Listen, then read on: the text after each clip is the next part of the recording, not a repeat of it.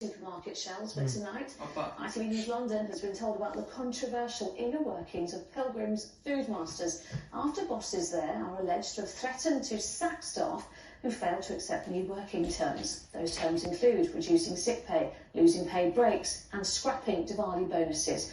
Not a good look for a company operating in an area known as Little India. With more, here's Helen Keenan.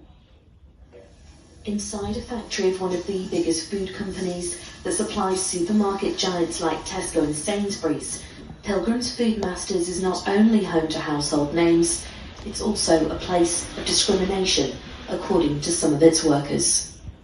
They have agreed to share their story with us.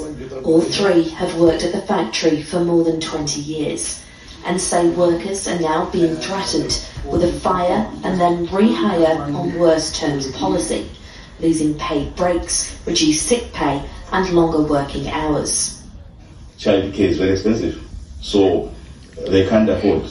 They are not highly paid workers, so they can't afford childcare. For the extra hours. They don't listen to anything, they need to numbers and their products are very difficult to manage because we have the children, family. So very difficult situation for us. We are not saying that we can defend every benefit, but what we are saying is let's negotiate in a more peaceful manner. Workers at the site are primarily of Indian heritage and many celebrate Diwali. Previously, they had been given a £45 bonus on the day, which this company now wants to scrap. Do you feel discriminated against? Yes, of course. Now the company take from us the Diwali bonus and they giving to the turkey for the Christmas time. Turkey, but nobody eating turkey. Pilgrimes told us from this year they are looking at a seasonal gift that has no religious connection to be more inclusive. Turkeys have been provided in the past as well as Diwali gifts. They're now being replaced with a gift of the same monetary value.